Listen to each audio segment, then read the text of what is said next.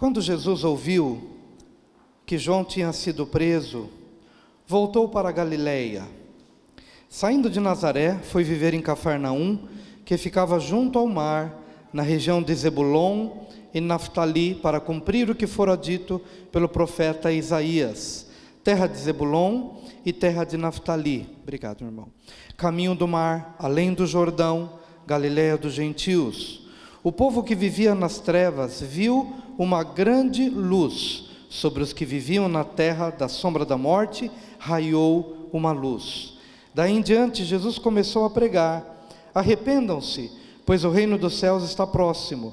Andando à beira do mar da Galileia, Jesus viu dois irmãos, Simão, chamado Pedro, e seu irmão André. Eles estavam lançando redes ao mar, pois eram pescadores. E disse Jesus: sigam-me, e eu os farei pescadores de homens. No mesmo instante, eles deixaram as suas redes e o seguiram. Indo adiante, viu outros dois irmãos, Tiago, filho de Zebedeu, e João, seu irmão. Eles estavam no barco com seu pai Zebedeu, preparando as suas redes. Jesus os chamou, e eles, deixando imediatamente o barco e seu pai, o seguiram.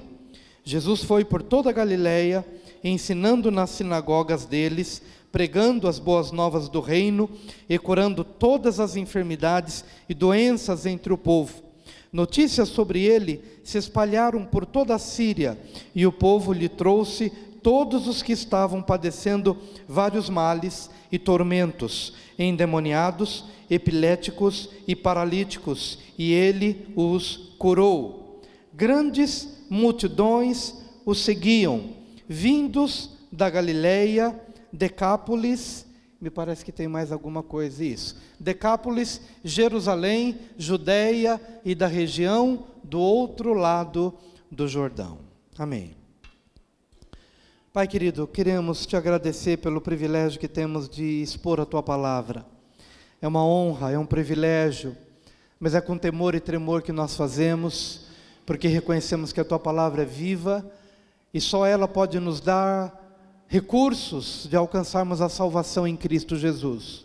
Por isso, ó Pai, abra os nossos olhos neste tempo, dá-nos o entendimento, dá-nos a revelação, e que o nosso coração possa ser incendiado pela revelação do Senhor aos nossos corações. Assim te pedimos, já agradecidos, no nome precioso de Jesus. Amém. Meus queridos, hoje eu gostaria de falar sobre sinais. Sinais no sentido do que Deus quer fazer da minha vida e do que Deus quer fazer da sua vida. De uma maneira sobrenatural, Ele quer fazer com que você se torne um sinal no lugar onde você está. De tal maneira que as pessoas que se encontrem em trevas, perdidas, sem luz, sem direção, possa encontrar em você um testemunho de vida. Não quer dizer que você vai ser uma pessoa perfeita, uma pessoa completamente madura, mas alguma coisa vai se desenvolver e vai se processar na sua vida, de tal maneira que você possa passar da dimensão de ser um a mais no meio da multidão, talvez até perdido igualmente, para ser um sinal, para ser um símbolo, para ser alguém que de fato possa trazer um rumo, um norte, aquele tipo de farol quando a embarcação está perdida em alto mar e não sabe mais, perdeu a bússola, perdeu a direção, então avista de longe aquele farol, e então ele vai nortear a sua vida para não se perder no meio do caminho. Esse é o propósito de Deus para que isso possa acontecer na tua vida. No entanto, até que isso possa de fato ser uma realidade na minha vida e na sua vida, você precisa entender algumas palavras-chave para o entendimento e palavras-chave para os processos que são necessários até que nos tornemos um sinal de Deus no meio da nossa geração. A primeira palavra a ser compreendida aqui nesse contexto é a palavra trevas. Jesus decidiu viver na região da Galileia, em cumprimento a uma palavra profética de Isaías, capítulo 9. Mas a Bíblia diz que, acerca deste lugar onde Jesus decidiu viver, aquele lugar era chamado de terra de Zebulon e terra de Naftali, caminho do mar, além do Jordão, Galileia dos gentios. O povo que vivia nas trevas viu uma grande luz. Sobre os que viviam na terra da sombra da morte, raiou uma luz. O Senhor está dizendo, em cumprimento a uma profecia de Isaías capítulo 9, que essa região onde Jesus decidiu morar, era uma região chamada Galileia dos gentios, conhecida por ser uma região de trevas. Primeiro, do ponto de vista topográfico, era um lugar de muitas montanhas e que fazia com que a noite chegasse mais rápido do que em outras regiões. Então, enquanto em algumas regiões ainda estava claro, as muitas montanhas que estavam ali naquela encosta daquela região de Cafarnaum, fazia com que aquela região fosse conhecida pelas sombras, pela noite que se aproxima rapidamente. Mas é interessante que esse aspecto topográfico, ele vai em linha com uma realidade espiritual. Da mesma forma como a noite chegava mais rápido para aquela região, as trevas espirituais também chegavam mais rapidamente, a ponto de dominar a família, o contexto, a política, a religiosidade, a vida familiar, a vida de relacionamentos. Então a Galileia, chamada Galileia dos gentios, era um lugar visitado pela sombra da morte. Entendendo os aspectos históricos, foi nessa região da Galileia, toda essa região pertence a Israel, mas essa parte norte, no passado, ela foi levada pelo Império Assírio, e alguns poucos que ficaram ali naquela região, receberam a influência dos povos da Síria que foram morar ali na região da Galileia. E quando então houve essa troca, você sai da Galileia, ou você sai deste reino do norte, vai para a Síria, e a Síria vem para cá. Quando a Síria vem para esta região norte de Israel, traz a sua cultura, traz a sua idolatria, traz a sua feitiçaria, traz os seus cultos pagãos, traz a sua imoralidade, traz a mistura, de tal maneira que essa região começa a ficar contaminada. Então, se havia um aspecto topográfico da noite chegar mais rápida, havia um aspecto espiritual. Esse povo com uma cultura misturada, perdeu a essência da lei, perdeu a essência dos ensinos de Moisés, se enveredou por um caminho de mistura, e então esse povo da Galileia experimenta a sombra da morte, experimenta as trevas profundas, no entardecer, no chegar da noite, de tal maneira que aquele povo da região do norte, esse povo estava perdido. Perdido na família, perdido na cultura, perdido nas finanças, sem direção, sem vida, sem esperança. E é lá que Jesus decide morar. Você pode dizer isso para o seu vizinho? Jesus decide morar nas trevas que possam envolver a sua vida, ou envolver a sua família. Jesus decidiu morar aí.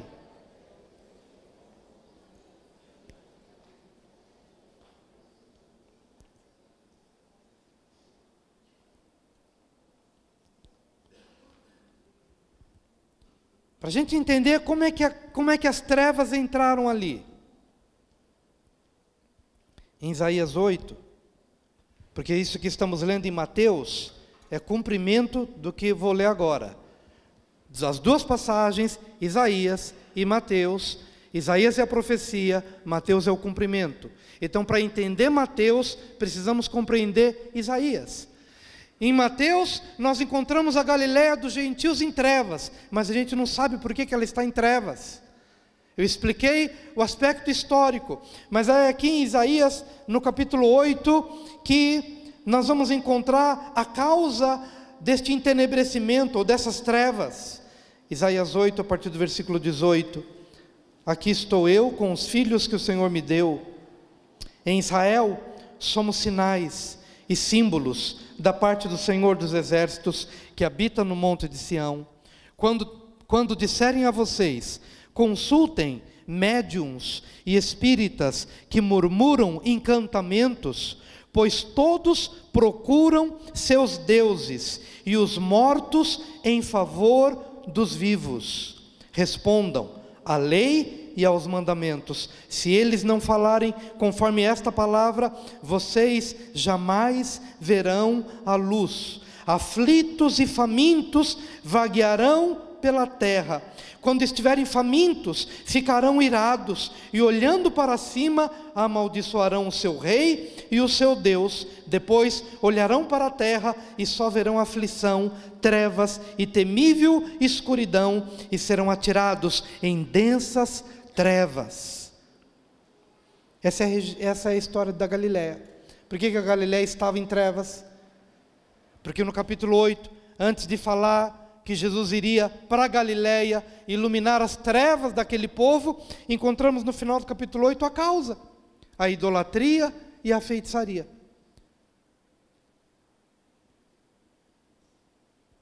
E talvez alguém pense: pastor, você vai falar das religiões? Se eu tivesse de falar das religiões, eu começaria pelos evangélicos, porque a idolatria e a feitiçaria não é prerrogativa de uma religião, é prerrogativa de uma cultura. E quando ela é impregnada, ainda que você se converta a Jesus, se teus olhos não se abrem, você continua aprisionado pela idolatria, e você continua aprisionado pela feitiçaria. Mudam os objetos, os quadros. Talvez, quem sabe você diga: não tenho idolatria por nenhum quadro, por nenhuma imagem.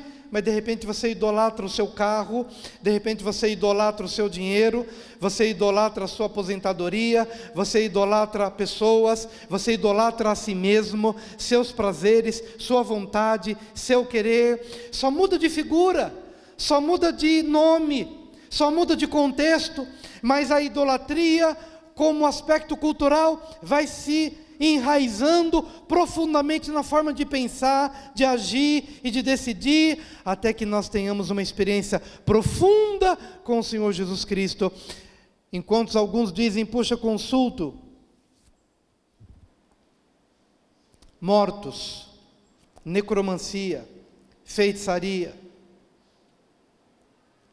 Talvez essa necromancia ou essa feitiçaria fique santificada de certa forma, porque consideramos algumas pessoas que passaram pela história e fizeram diferença. Então, santificamos aquilo que o Senhor continua dizendo que é pecado. E como cultura, herdamos isso em nossas vidas, até que chegamos à consciência de que precisamos adorar somente a Deus, em nome do Senhor Jesus. Precisamos invocar somente o nome do Senhor. E se nos vemos hoje no Brasil, numa cultura profundamente idólatra e feiticeira, e repito, não estou falando de uma religião específica ou de religiões, mas estou falando de algo impregnado na nossa cultura, e que precisamos humildemente reconhecer e dizer: Senhor, estas coisas fecharam os olhos dos nossos antepassados, essas coisas fecharam o caminho das nossas casas, das nossas famílias, mas hoje nós nos abrimos a Ti. Senhor, perdoa o pecado dos nossos pais e livra-nos para que nossos olhos se abram, porque o contexto que se configura a partir desta realidade de idolatria e de feitiçaria é o que nós vemos na sequência do texto bíblico. A palavra de Deus diz: aflitos e famintos vaguearão pela terra. E a palavra não está falando de aflição ou de fome do ponto de vista financeiro. Ele está falando aflição e fome do ponto de vista espiritual.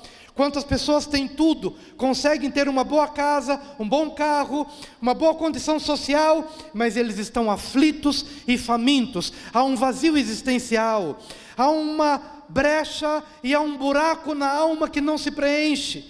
Ele consegue ter tudo do ponto de vista material, mas ainda assim ele está faminto e ele está com uma crise, com um buraco existencial que nada pode preencher. Essa história ele está dizendo: aflitos e famintos vaguearão pela terra, e quando estiverem famintos, ficarão irados, e olhando para cima, amaldiçoarão o rei e amaldiçoarão ao seu Deus. Depois olharão para a terra, e só verão aflição, trevas e temível escuridão, e serão atirados em densas trevas. Quantos não querem isso para a sua vida, nem para os seus filhos? Levanta a mão. Quantos não querem isso? Então precisamos, em nome do Senhor Jesus, dizer: Senhor, que essa maldição que vem culturalmente aprisionando e cegando o entendimento, que isso seja quebrado na autoridade do nome de Jesus. E possamos entrar numa dimensão de entrega ao Senhor de todo o nosso coração, onde devotamos nosso espírito, nossa alma, nossa mente, nosso corpo, tudo que somos e tudo que temos, para que em nome de Jesus a luz do Senhor possa brilhar em nossa realidade espiritual, em nome de Jesus. Por isso a primeira palavra é trevas, é essa escuridão como resultado de uma cultura de idolatria e de uma cultura de feitiçaria que precisa ser quebrada. Os efeitos se revelam na segunda palavra, os efeitos. Diga, os efeitos. Jesus, quando se estabelece naquele lugar, não houve lugar onde ele mais curou pessoas no físico, onde ele mais curou as pessoas na alma, e onde ele mais curou as pessoas no espírito, e não houve lugar de onde ele expulsou mais demônio do que na Galileia.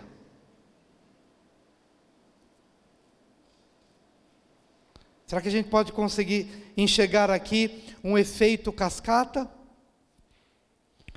Será que a gente começa a perceber que aquele modo de vida dos assírios, entrando no território de Israel, trazendo seus deuses, trazendo a sua cultura, e trazendo o seu paganismo, e se tornando parte da vida das pessoas, entenebrecendo o entendimento e aprisionando espiritualmente.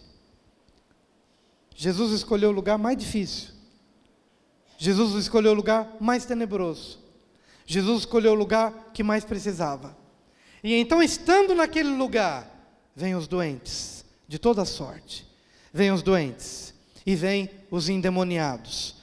E eu, quando comecei a ver a Bíblia, a ler a Bíblia desde a tenra idade, e via essas pessoas sendo libertadas desses demônios, eu não conseguia entender, gente, quantos demônios? Aprisionando, oprimindo, angustiando, encarcerando vidas, encarcerando famílias inteiras, encarcerando jovens, adolescentes, aprisionando famílias, aprisionando um contexto, uma cidade, uma região. Quantos demônios? São os efeitos das trevas. E talvez você diga assim: pastor, graças a Deus eu não estou na Galileia. Mas estou dizendo, amados, que isso que eu estou dizendo aqui é a nossa Galileia. Entendendo a gente ou não, mas é a nossa Galileia. Nunca ouvimos falar de tanta doença da alma como nos dias de hoje.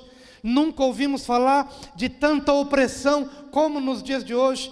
Nunca ouvimos falar de pessoas que de alguma forma têm tudo, mas ao mesmo tempo elas andam tateando, e elas andam famintas, e elas andam como que buscando uma resposta em desespero. Essa semana um pastor fez uma live, e muitas pessoas estavam ali ouvindo esse pastor falar, e glória a Deus por isso. E eu comecei a ver nos comentários, quando a internet caiu e eles não conseguiram mais ouvir o pastor falando, alguns entraram em desespero. Ai meu Deus! E eu comecei a sentir compaixão das pessoas, porque eu vi que aquelas pessoas estavam como que se apegando a um fio de esperança, de alguma coisa que esse pastor pudesse falar, que trouxesse algum sentido para esse desespero existencial, para jovens, para homens, para mulheres, para tanta gente. A internet caiu e alguns entraram em desespero profundo. porque essa é a realidade. E meu amado, eu tenho orado para que Deus abra a sua visão. E tenho pedido para que Deus abra a minha também. Porque se Ele por um minuto abrir o nosso olhar, e se Ele te permitir passar pela cidade, passar pelas regiões, e de alguma forma no espírito, entrar no contexto familiar de muita gente, você vai se surpreender com as densas trevas, que talvez você não esteja mais acostumado, porque agora você é da igreja, você participa de cultos, e você adora, e você canta, e você liga o CD em casa, e tem uma esfera diferente. Mas eu tenho pedido para que o Senhor, por um momento, por um minuto, abra os nossos olhos, para que a gente sobrevoe de alguma forma, e possa mergulhar na realidade de desespero, em que grande parte da nossa cidade, e não muito longe de nós, talvez bem próximo a nós, se encontra. E talvez você seja visitado por uma misericórdia, que foi a misericórdia que fez com que Jesus não escolhesse a região mais religiosa, que era a Judéia, mas escolhesse o lugar mais tenebroso, a sombra da morte, o lugar de opressão, o lugar dos doentes da alma, dos paralíticos. Ele chega num paralítico de Cafarnaum, um paralítico que já não consegue mais andar, e antes de ordenar, levanta e anda, ele chega para esse paralítico e diz: filho, os teus pecados estão perdoados. Então quando aquele homem se sente perdoado, aí de fato ele diz: então agora você pode pegar a tua maca e ir embora, porque essa tua paralisia não é de ordem, não é de origem física, mas é de origem da alma, é de origem do espírito. Essa paralisia foi muito provavelmente uma culpa, a culpa pelo adultério, quem sabe, a culpa por ter matado alguém, a culpa por ter quebrado a vida de alguma pessoa, de ter enganado ou ter traído alguém, e essa culpa se enraizando na sua alma e no seu espírito, foi te paralisando nos nervos, na sua mobilidade, na sua coordenação motora, foi te paralisando. E então ele escolhe exatamente este lugar tenebroso, de doentes do corpo, de doentes da alma, de doentes do espírito. Nesse lugar da sombra da morte, para expulsar os demônios da avareza, os demônios da idolatria, os demônios da consulta aos mortos, e que vieram para oprimir as pessoas.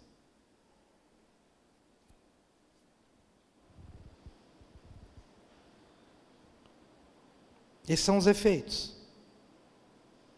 E olha que coisa interessante, Mateus 4, 23 a 24, Jesus foi por toda a Galileia, ensinando nas sinagogas deles, pregando as boas novas do reino e curando todas as enfermidades e doenças entre o povo.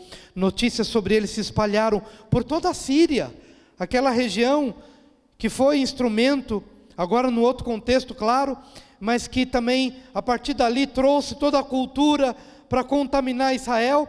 Mas os doentes vieram da Síria, e o povo lhe trouxe todos os que estavam padecendo vários males e tormentos, endemoniados, epiléticos e paralíticos, e ele os curou.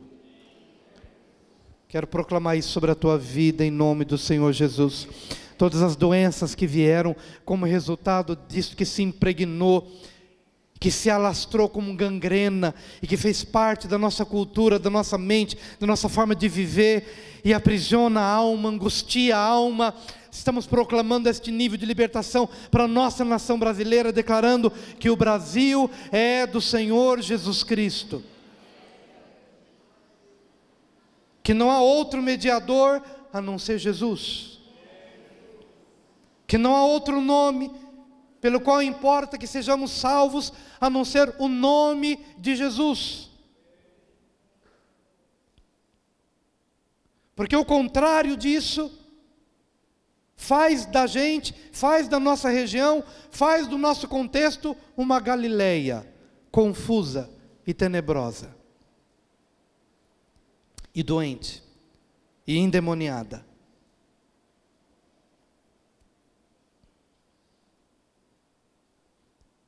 Mas a terceira palavra é a graça. A graça. Meu querido, se essa palavra tem entrado no seu coração, então continue recebendo a palavra, porque é justamente nesse contexto confuso, tenebroso, complicado, espiritualmente falando, do ponto de vista humano, sem saída, mas é nesse lugar que Jesus decide viver. E se você está olhando hoje para a sua família e começa a identificar, olha, meu pai viveu isso, minha mãe viveu isso, como meu pai viveu isso, como minha mãe viveu isso, eu tinha medo de algumas coisas e fui para um lado e para outro, e eu pequeno, minha mãe me levava para tentar resolver problemas de filhos, ela me levava para cá e para lá, e eu tinha medo de entrar naqueles lugares e naquelas invocações, e tudo na vida eu vi, e tudo na vida eu presenciei, e tudo isso que eu estou trazendo para você, entrou dentro da minha casa. Entrou dentro da minha casa. Então quando eu digo sobre essas densas trevas, eu digo daquilo que eu vi, eu digo daquilo que me oprimiu, e que me angustiou, por tudo aquilo que eu experimentei. Minha mãe, na sua tentativa de resolver alguns problemas, mais se afundava e mais se afundava em invocações semelhantes a essas que nós estamos compartilhando aqui. E nós pequenos fomos ali engolidos por essas trevas. A ponto de durante a noite, sentir como que a própria cama afundando, não tendo ninguém ali. Densas trevas. Densas trevas. Para dentro de casa. Mas quando a gente se vê nessa Galileia, perturbada, Jesus entrou no coração de um menino com medo, como eu, entrou na minha Galileia, entrou na confusão da minha família, Ele entrou no desespero da minha mãe, que já não sabia mais o que buscar, em que porta bater, e no seu desespero, no fundo ela queria a Deus, mas ela estava confusa, e bate aqui e ali, e chama essas trevas para dentro de casa, e confunde tudo, mas no fundo Jesus, com a sua graça e com a sua misericórdia, entra na minha casa, entra na minha vida, entra na minha família, transforma o coração da minha mãe, converte o coração do meu pai, faz do filho mais velho dela um pastor, faz de alguns outros filhos pastores também, os últimos 3 são pastores, e a minha irmã casou com um pastor.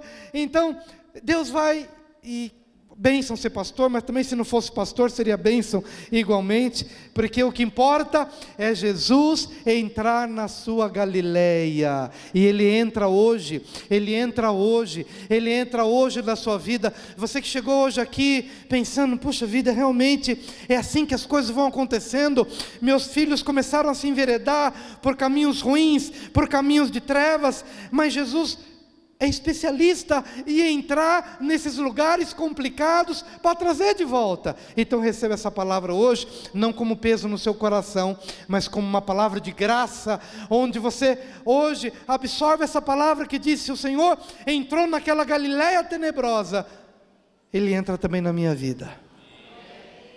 Diga para o seu vizinho: Jesus entra na sua Galileia e traz luz, e traz luz, e traz luz.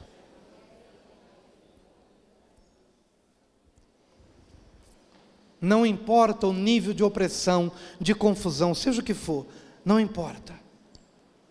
Não importa. Ele entra na sua Galileia. Ele faz morada no lugar mais difícil. Aliás, há mais esperança para a Galileia idólatra e feiticeira, do que para a Judeia bonitinha e religiosa, que acha que não precisa de Deus. Jerusalém, Jerusalém, que matas os profetas e que apedrejas os que a ti são enviados. Um profeta não pode morrer fora de Jerusalém.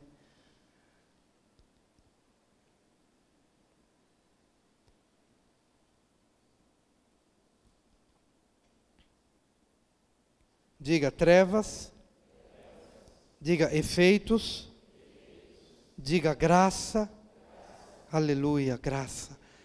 É Jesus entrando na nossa Galileia. Mas a quarta palavra é mensagem.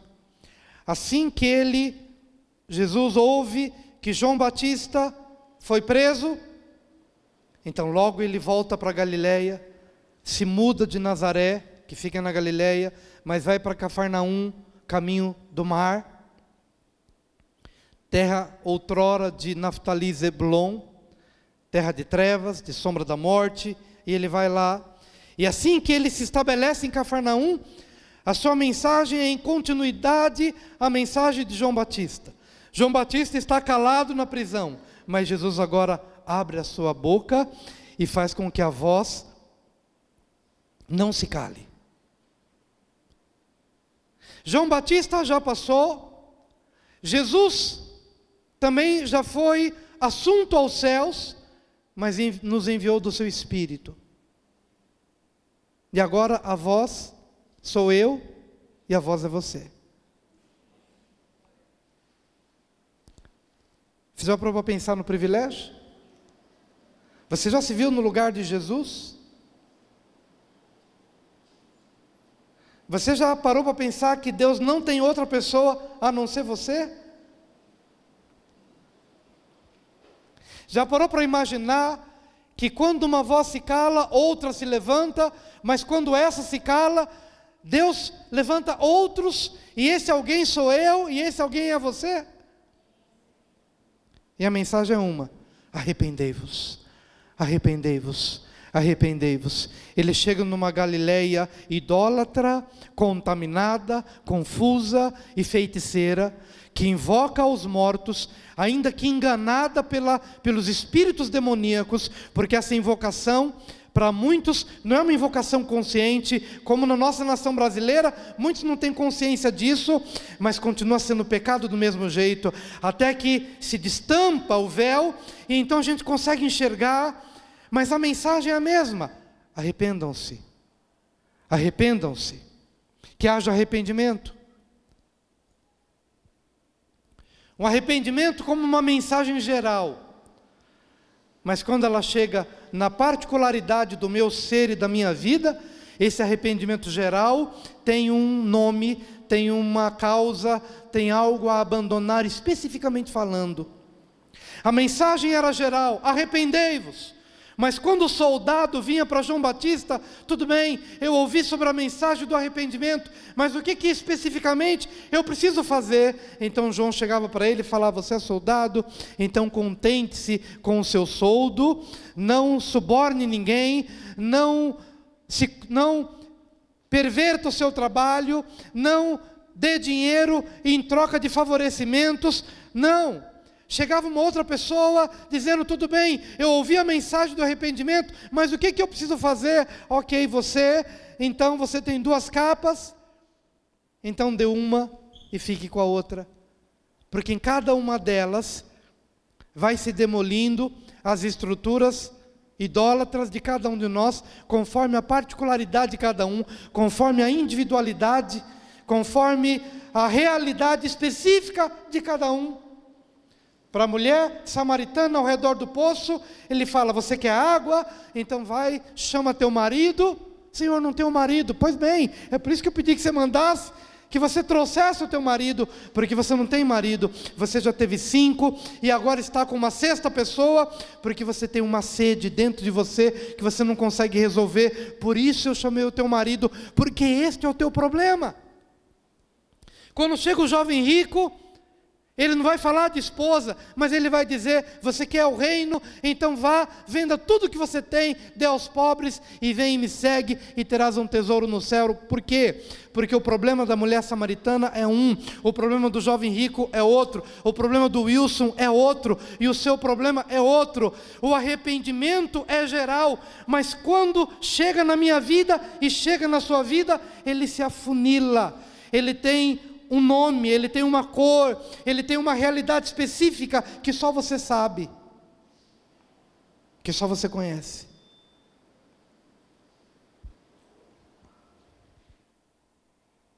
Então, meu querido, se você quer sair da dimensão das trevas, quer ver a sua cidade, quer ver o seu bairro, quer ver a sua realidade saindo dessa dimensão, entenda o que são essas trevas, e entenda os efeitos dessas trevas adoecendo as pessoas e aprisionando essas pessoas espiritualmente falando. Compreenda a graça de Deus que fez com que você fosse morar justamente num lugar complicado. Eu vi tanta gente já falando: pastor, eu queria mudar de emprego, porque meu emprego é muito desafiador, tem muito pecado, e tem muita pornografia no WhatsApp que rola solto ali no meu setor, então eu queria sair de lá. Meu querido, eu quero dizer que você está no lugar certo. O melhor lugar para você estar é lá.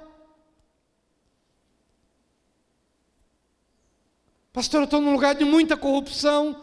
Pois bem, meu amado, Jesus não escolheu o melhor lugar, escolheu o lugar mais desafiador. E naquele lugar ele tinha uma mensagem: arrependa-se. Esse arrependimento começa na sua vida. Esse arrependimento começa na nossa vida, na nossa Galileia, na nossa realidade. Esse arrependimento se afunila para ser traduzido de acordo com a sua experiência. Então, enquanto falo, talvez algumas coisas subam à sua mente. Pois bem, entregue isso que tem subido à sua mente ao Senhor, a sua ira, o seu Deus, a minha ira, o meu Deus. Seja que nome Ele tenha na minha realidade. Mas a mensagem é uma só: arrependa-se. Mas para finalizar, se a mensagem de hoje fala de sinais, é o texto de Isaías que fala de sinais. Isaías 8:18. Aqui estou eu, com os filhos que o Senhor me deu.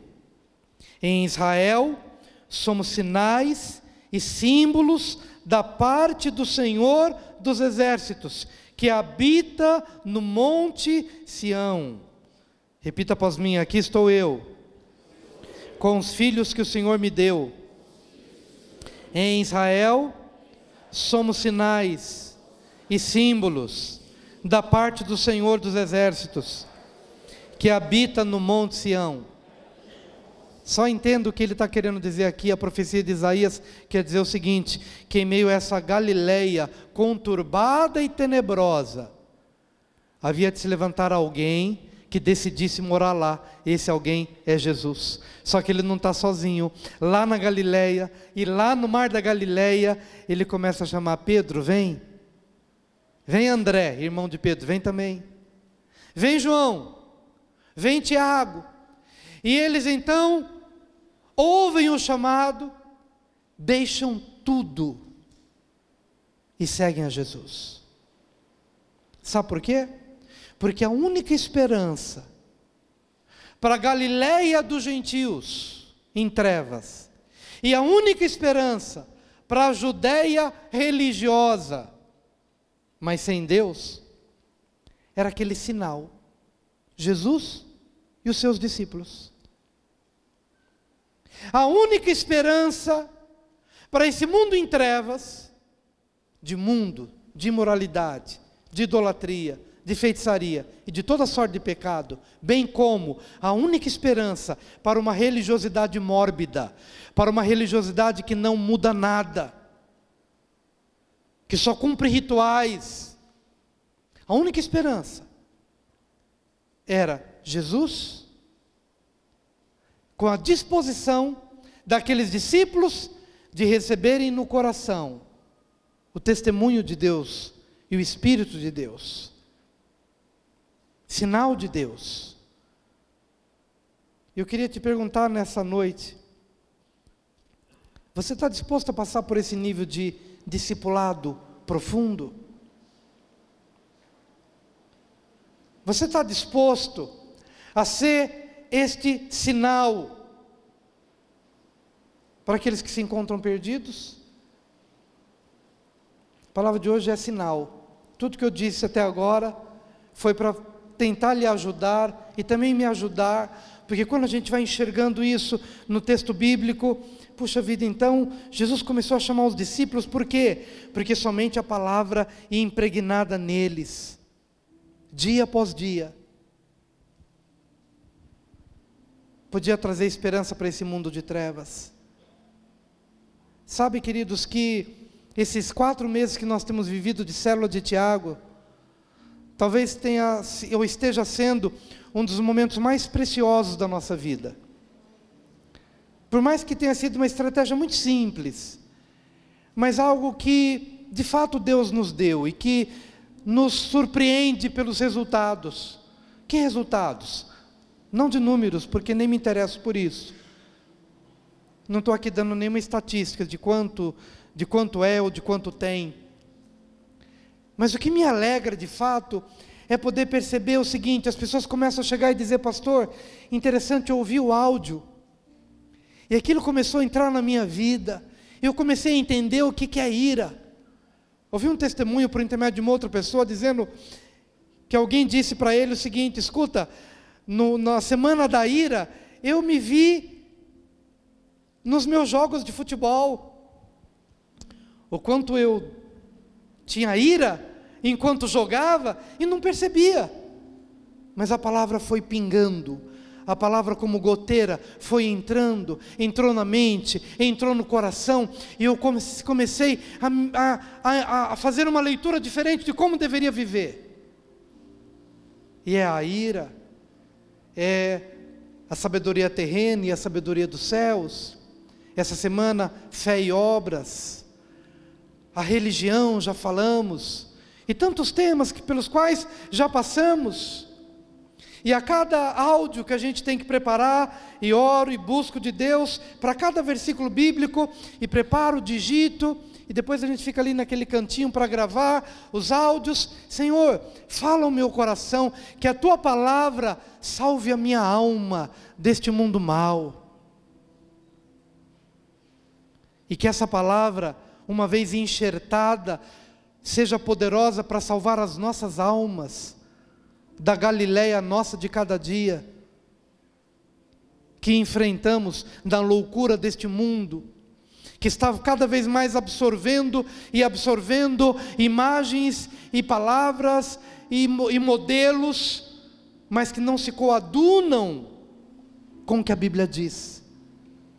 Mas os nossos filhos estão cada vez mais expostos. Basta um clique e assiste um influenciador que tem uma popularidade gigantesca e que fala e todo mundo vai, como ovelhas que não tem pastor. Por quê? Porque talvez estejam distantes dos pais, estejam distantes de mim, estejam distantes de você, você pai, você mãe. Então, fazendo uma projeção para os próximos anos, encontramos aquele texto bíblico que diz: mas no multiplicar-se da iniquidade, o amor de muitos se esfria. E por que se multiplica a iniquidade? Porque a idolatria deixa de ser apenas um aspecto espiritual para se tornar um aspecto cultural. A imoralidade deixa de ser apenas uma questão espiritual para fazer parte da nossa sociedade. A imoralidade, hoje um jovem, por exemplo, em sala de aula que diz: olha, eu quero me guardar para o casamento, é no meio de milhares de jovens. Talvez se ele vem a falar isso em sala de aula, vai ser banido do grupo, porque a imoralidade já se instaurou como cultura, e para se transformar em lei é um pulinho, porque a mentalidade daqueles que dirigem a nação está corrompida e está influenciada pelo mal. para aprisionar uma nação, como já tive a oportunidade de visitar a África do Sul, a Angola, Moçambique e alguns lugares onde densas trevas,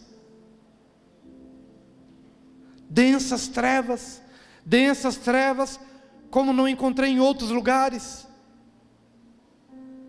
Deus dá-nos vislumbre, dá-nos um olhar, dá-nos uma percepção espiritual. Como fazer diferença no meio que está se corrompendo? O sinal é: vem cá Pedro, vem cá André, vem cá Tiago, vem cá João, vem cá Tomé, vem cá Bartolomeu, vem cá Judas, vem cá, aprende, viva, assimile, leia a Bíblia, renove a sua mente com a palavra, ame a Deus, busque a Deus em oração. Quero te dizer uma coisa, meu amado: qualquer proposta que alguém fizer para você, de um mundo novo, de alguma coisa extraordinária, que não passa pela oração, que não passe pelo joelho no chão, que não passe por um lugar de intimidade, ou que não passe por um quarto fechado, eu e Deus, Deus e eu, que não passe por isso, é fantasioso. Não há êxito, não há sucesso, não há progresso na vida de ninguém, se não descobrirmos individualmente, pessoalmente, o lugar da oração. Eu quero te dizer que a tua esposa não pode fazer isso por você.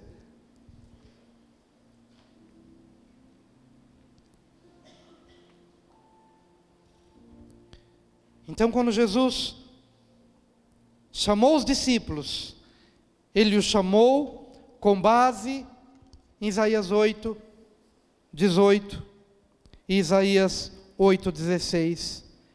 O 8,16 diz: guarde o mandamento com cuidado e cele a lei entre os meus discípulos. O que ele está querendo dizer? Essa palavra grava no coração dos discípulos.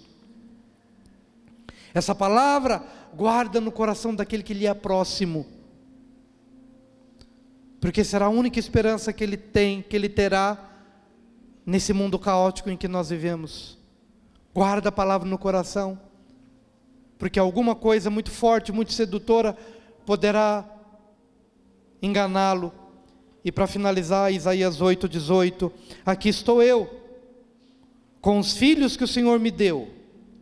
Em Israel somos sinais e símbolos da parte do Senhor dos exércitos, que habita no monte de Sião.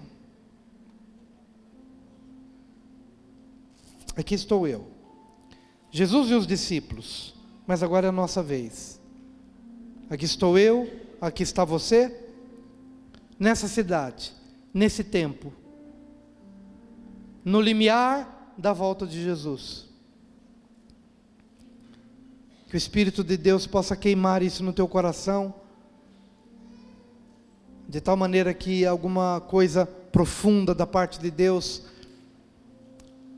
possa fazer com que essas cadeias das trevas e da sombra da morte sejam quebradas, e a fim de que a gente possa enxergar a luz do Senhor. Eu quero te convidar a vir à frente, por gentileza.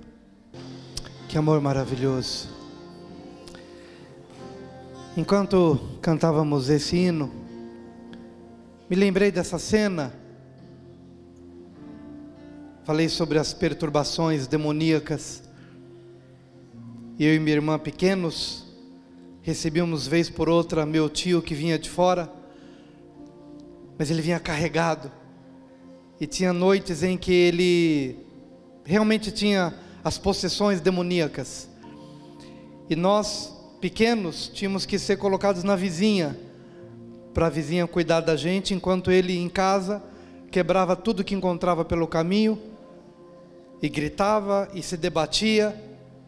E quando a gente voltava para casa, estava tudo destruído. E nós crescemos com esse medo. Me lembrei do meu irmão, toda sexta tardezinha, minha mãe pedia: vai ver o seu irmão. porque ele não pode, ele era mais velho que eu, mas vai ver se está tudo bem com ele. Eu ficava olhando para ele toda sexta, finalzinho de sexta à tarde, no meio dos amigos, ele baixava a cabeça, se assentava, aí eu já sabia que ele ia passar mal. Pulava o muro e falava: mãe, o Neno está daquele jeito. E aí quando chegava, ele também já estava aprisionado por essas correntes malignas que querem oprimir as pessoas. Mas vem Jesus na nossa Galileia e nos liberta. Hoje, se eu falo isso para os meus filhos, talvez eles nem sabem o que é isso. Mas eu conto isso para que você possa entender que quando Deus entra na nossa Galileia, Ele desfaz essas armadilhas, esses laços, esses temores. E na nova geração, Ele vai abençoando. E é isso que eu estou dizendo para você hoje, é isso que eu quero proclamar sobre a sua vida. Se você de alguma forma foi vítima de alguma coisa, talvez não no nível do que eu acabei de compartilhar, mas essas confusões e essas complicações que chegaram até você, mas não precisa se perpetuar. Se você se abre para a mensagem do Evangelho, a sua casa é abençoada, seus filhos são abençoados, e Deus os livrará, Deus livrará as novas gerações de serem aprisionadas como as gerações anteriores o foram. Se Ele entrou na minha Galileia, Ele entra na sua Galileia também. Ele escreve a lei dEle no seu coração e no seu espírito, para que você e seus descendentes possam ser uma bênção. Põe a mão no teu coração nesse momento.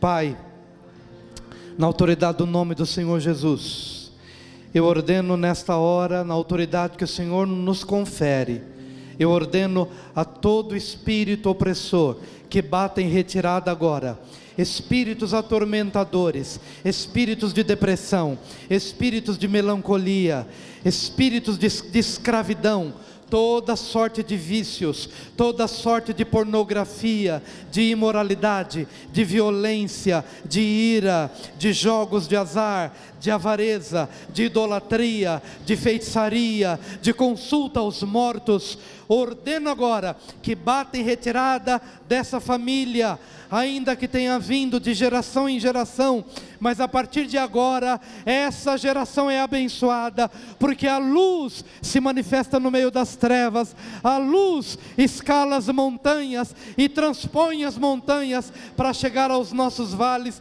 ao vale da nossa Galileia existencial, para declarar: haja luz. E eu proclamo agora: haja luz na sua mente, haja luz na sua alma, haja luz na sua família, haja luz na sua posteridade, haja luz no seu coração, haja luz, a luz de Cristo, a luz do Evangelho, a luz do reino, nos ambientes da sua vida, nos ambientes das suas emoções, dos seus sentimentos, dos seus pensamentos, da sua posteridade. E declaro que seus filhos são abençoados. Quebro agora, na autoridade do nome de Jesus, todas as amarras espirituais, todas as correntes espirituais, eu os quebro agora, na autoridade do nome do Senhor Jesus, e declaro: filhos, venham para fora, saiam do cativeiro, saiam da caverna, saiam do túmulo, saiam da sepultura, venham para a luz, venham para a vida, venham para a verdadeira alegria, venham para o verdadeiro Evangelho. Ó Senhor, em nome de Jesus, haja luz, haja luz, haja luz em cada família aqui representada. Declaro que o diabo ficará do lado de fora da minha vida, da minha família, da vida dos meus irmãos, das famílias aqui representadas, porque em nossa casa é chegado o reino de Deus, é chegada a luz do Senhor, que dissipa as trevas, que dissipa as trevas, que dissipa toda sorte de trevas, toda sorte de trevas, todos os grilhões, todas as correntes, na autoridade do nome de Jesus Cristo, o único nome que é digno de ser adorado e invocado. Oh Jesus.